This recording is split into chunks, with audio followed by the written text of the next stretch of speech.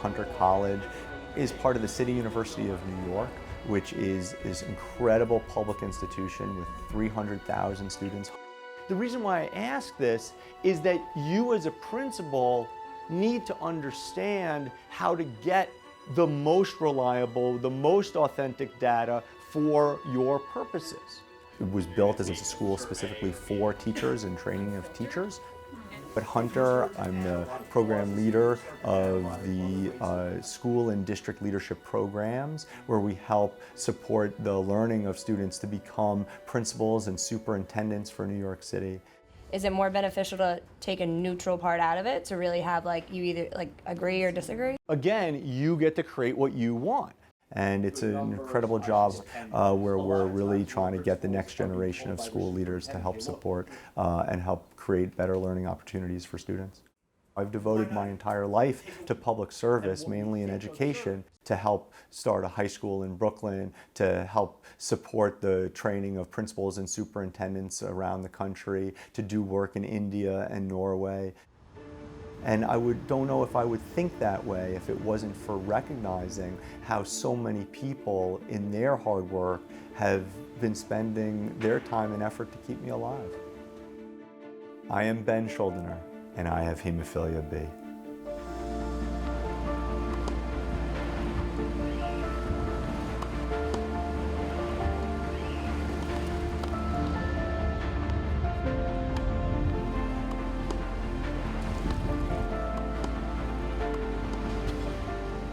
Hemophilia is a disease where you can't clot your blood. And the reason for that is that in order to clot your blood, you need a series of proteins to act together. And hemophilia is either missing one of them or you have such low levels that your body can't clot by itself. Hemophilia is a congenital bleeding disorder which is caused by deficiency of one of the clotting proteins. In the United States, there are approximately 22,000 individuals with hemophilia. About 80% of those have hemophilia A and about 20% have hemophilia B. So if you do the math, hemophilia B affects about 4,000 to 5,000 individuals in the US. Hemophilia A is deficiency of clotting factor 8 or factor 8, and hemophilia B is a deficiency of clotting factor 9. I have something called hemophilia B, which means that I am missing factor 9. If somebody, let's say, punches me in the arm, I get a bruise, just like if you get a bruise, but it won't stop bleeding until I take my medicine because I'm missing that protein that will help clot the blood. Blood clotting is a very complicated process, but in a real simple way of thinking about it is there's two steps. The first step we call primary hemostasis, and the second step we call secondary hemostasis. So how are things looking? Primary hemostasis involves the formation of a platelet plug. Platelets are cells that circulate in the bloodstream, and what happens is they stick to an area where there's damage to a blood vessel and where there's bleeding. That platelet plug initially stops the bleeding, but more importantly, it provides the surface upon which the second step happens, which is the secondary hemostasis or the coagulation cascade. The end result of that process is the formation of a clot, which is what really is necessary to stop bleeding. Hemophilia is a hereditary disease. My grandfather had hemophilia. Sadly, he passed away very young because of hemophilia. And it's passed on the X chromosome.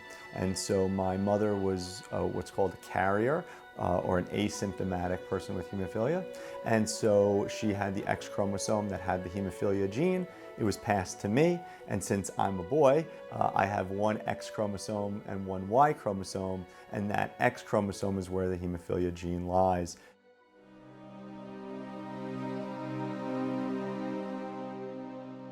Most people with hemophilia, there is a person in the family that had hemophilia.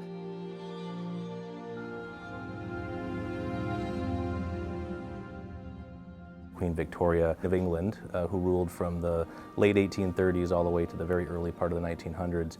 She was a carrier of hemophilia B. So 3 of her 9 children were affected. 1 of her sons died of bleeding complications after a fall. 2 of her daughters were carriers of hemophilia, and they passed it on to several of their children.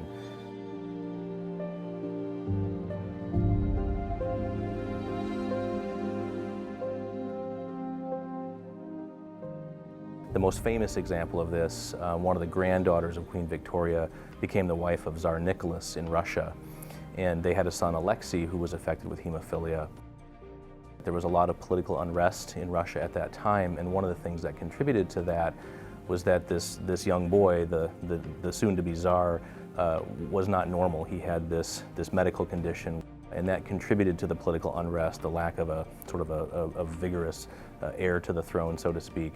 In an attempt to try to find a treatment and a cure for this ailment, the family interacted with this character Rasputin, who was of somewhat questionable motives, I think, and that contributed to the political unrest, which eventually led to the Bolshevik Revolution and changed the course of history.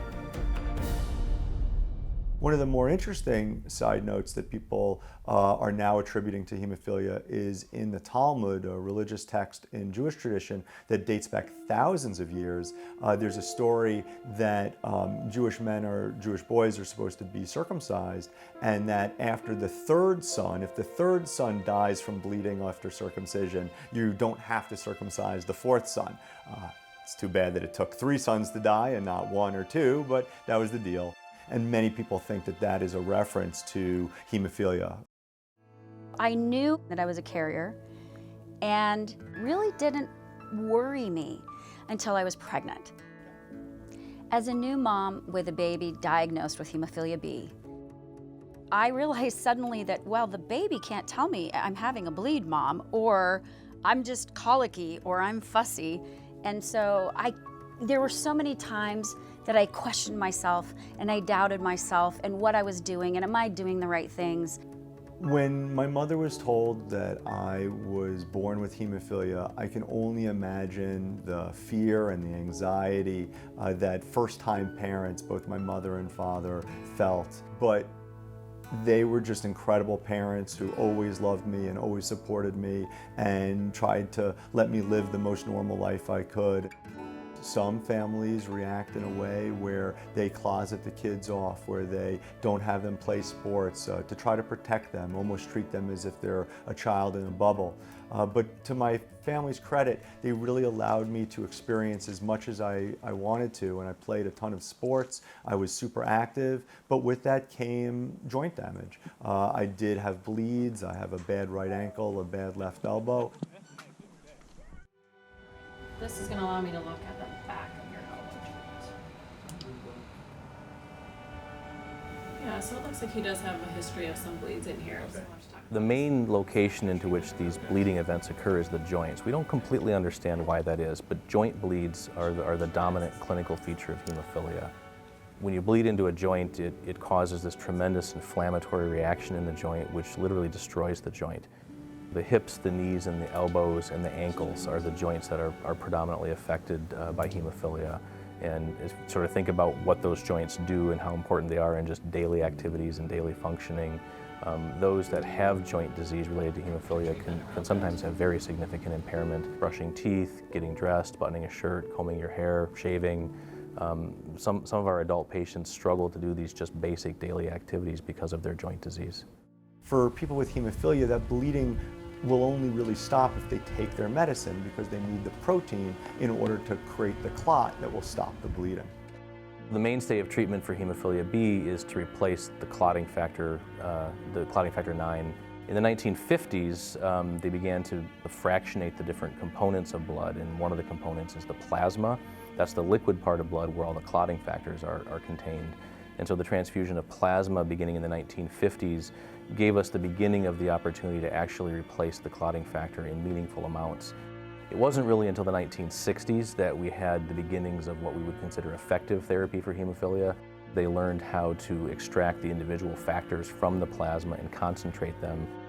And by that time, the life expectancy for someone with hemophilia was about 60 years of age, which wasn't normal, but it was certainly far better than it had been just 20 years prior. In the 1970s, these factor concentrates continued to be improved upon, and we had increasingly effective therapy. Eventually, we had home therapy. These concentrates could be kept in the home, and people could be treated at the time they had a bleeding event rather than always having to come into the hospital.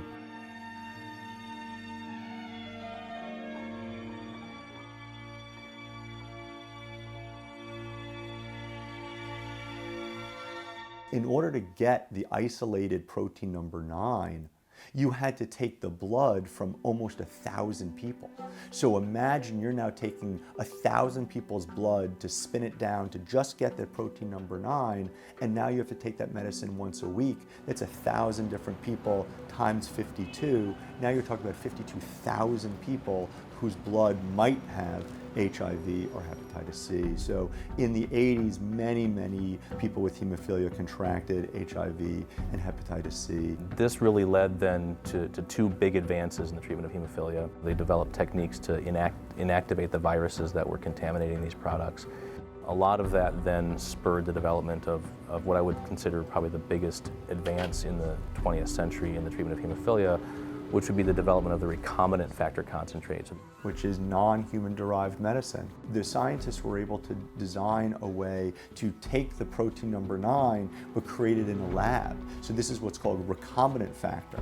So it wasn't exposed to bloodborne illnesses that came from people. The recombinant factor 8 became available in 1992, and recombinant factor 9 for hemophilia B became available in 1997. And so I think most of us would consider the 1990s the beginning of the modern era of hemophilia treatment. All of this led then to the next big step forward in the treatment of hemophilia, which is regular prophylaxis. Prophylaxis is the administration of clotting factor on a regular basis to keep the factor levels in a range that would protect individuals from most bleeding episodes. And so since the 1990s, prophylaxis has been considered the standard of care for hemophilia. So from the 70s till now, we've seen this incredible change in the medicine from these, huge glass bottles that I had to be administered at a hospital to now this half-life extended where I only have to take my medicine once a week in a small little syringe intravenously into my arm.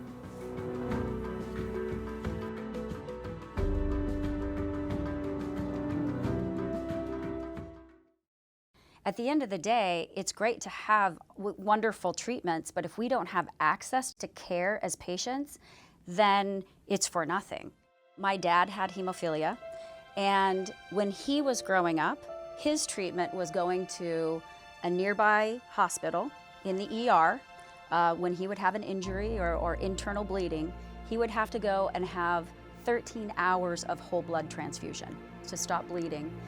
Miraculously, he escaped HIV, but he did contract hepatitis C, and unfortunately, ultimately, that's what he passed away from, was the complications of hepatitis C and a failed liver transplant.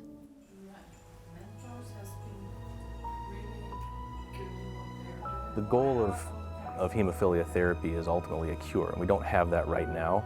But if we think about where we've been and where we've come in just the last 20 years, we have safe, effective factor replacement therapy. We have drugs that are easy to administer. The dosing intervals are longer now. And so the treatment is certainly much better than it was even just a few decades ago. Individuals born today with hemophilia, we expect they're going to have a normal lifespan, and that wasn't the case even 20 years ago. So this is really a huge difference over a fairly short period of time.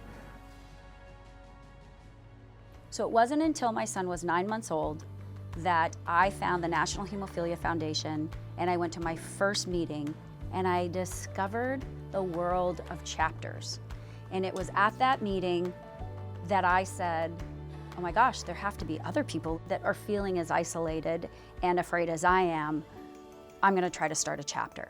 And that was my first step in actually being involved. So obviously we're talking about support and talk about what does that mean internally and also externally, and then collaboration. So I'd like each of you guys to take a tenet of these 4 things under our standards and then work together in groups and talk about the next pieces of this, and then we'll all come back together and share those ideas. I just wanted my son to meet other kids and grow up knowing that this was okay.